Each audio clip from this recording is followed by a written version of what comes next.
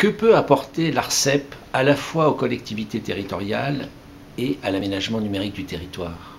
L'aménagement du territoire, d'une manière générale, est plus compliqué en France que dans la plupart des pays européens, parce que la France est un très grand pays, avec une géographie très diverse. Et c'est la raison pour laquelle le Parlement a demandé à l'ARCEP de faire en sorte que tout ce qu'elle fait, toutes les décisions qu'elle prend, soient au bénéfice de tous les territoires. Ça, c'est les fondamentaux. Ensuite, au quotidien, l'ARCEP, toutes les décisions qu'elle prend, elle doit les prendre avec ce regard territorial. C'est-à-dire, elle doit faire en sorte que, par exemple, si des objectifs sont donnés aux opérateurs sur la téléphonie mobile, ces objectifs permettent de couvrir la plus grande partie des territoires. C'est très important de le comprendre.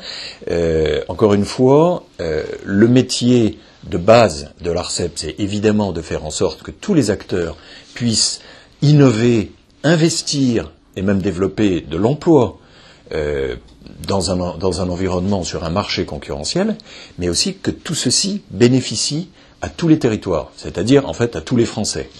Et ça, c'est dans l'ADN de l'autorité. L'ARCEP est chargée de recueillir les schémas départementaux, les schémas territoriaux d'aménagement numérique du territoire. Est-ce que vous pouvez nous expliquer où est-ce que nous en sommes aujourd'hui? Les schémas directeurs territoriaux d'aménagement numérique, c'est une expression un peu compliquée. C'est quelque chose de très important. C'est nouveau, c'est-à-dire qu'il a fallu attendre 2009, donc presque 15 ans après la libéralisation des marchés, pour que des notions très classiques de planification territoriale s'appliquent au numérique. Bon, c'est le cas aujourd'hui, et l'autorité de référence en matière technique, juridique et aussi en matière d'accompagnement des collectivités territoriales, donc l'ARCEP, a été chargée de recenser ces schémas directeurs territoriaux et de veiller à ce que ça se passe le mieux possible. L'ARCEP aujourd'hui fait deux constats. Un premier constat quantitatif. Aujourd'hui, pratiquement tous les départements de toutes les régions ont commencé un schéma directeur, c'est-à-dire ont commencé ce travail de planification stratégique sur le numérique. Le second constat, il est qualitatif. Il y a des collectivités qui réfléchissent à l'aménagement numérique depuis plus de 10 ans, et il y en a d'autres, pour diverses raisons, qui n'ont pas jugé que c'était un sujet prioritaire. On ne peut pas en rester là. Il va falloir que toutes les collectivités remettent à niveau leur schéma directeur, d'ailleurs pour une raison très simple, pour deux raisons très simples.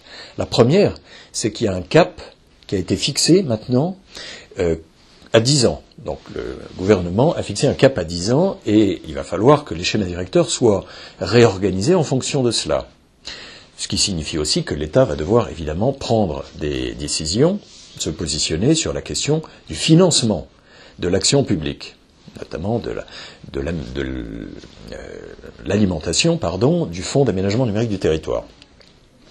Mais l'autre raison pour laquelle les schémas directeurs doivent être revisités, et d'ailleurs périodiquement, c'est tout à fait normal, comme tous les instruments de planification territoriale, cette raison c'est que les opérateurs eux-mêmes, leurs projets, leurs intentions de déploiement évoluent. Et les schémas directeurs sont là pour recenser non seulement les réseaux existants, mais également les projets des uns et des autres, de manière à ce que les collectivités locales puissent elles-mêmes se positionner pour, en gros, préparer le complément de couverture que les opérateurs privés ne pourront pas faire ou n'ont pas l'intention de faire. Quelles sont les actions concrètes que mène l'ARCEP en direction des élus et des collectivités? L'une des premières actions de l'autorité de régulation, c'est de dialoguer. C'est donc quelque chose qui est fait depuis plusieurs années. Ça s'est appelé le comité des réseaux d'initiative publique, donc créé il y a quelques années, et maintenant ça s'appelle le groupe de concertation entre l'autorité, les collectivités et les opérateurs. Et c'est un instrument donc de dialogue, d'échange, de pédagogie aussi. Ça fonctionne. Pour ma part, je pense qu'on peut toujours l'améliorer. Il ne faut pas que le GRACO s'institutionnalise si, par exemple, on s'aperçoit que les collectivités ne comprennent pas certains aspects de la régulation. Et donc, l'ARCEP doit toujours faire en sorte que les collectivités trouvent là le lieu du dialogue avec le régulateur et aussi avec les opérateurs. Mais l'ARCEP est située à Paris. L'aménagement numérique du territoire ne se fait pas à Paris, il se fait en région.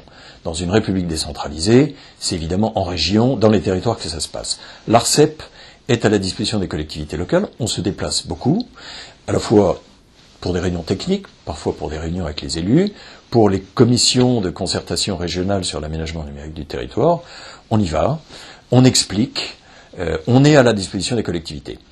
Et puis il y a des outils presque plus structurants, notamment un qui joue un rôle très important, c'est le modèle de calcul de coûts. Grâce à sa connaissance des réseaux et des informations que les opérateurs ont bien voulu nous donner, on a défini un modèle de calcul des coûts qui permet à chaque département, à chaque région, de calculer assez précisément quel va être le coût du déploiement de la fibre optique jusqu'à l'abonné. Le plus important, c'est de comprendre que l'ARCEP est, comme d'une manière générale l'État, extrêmement attentive à ce que ces nouvelles technologies, ces réseaux, bénéficient à tous les Français.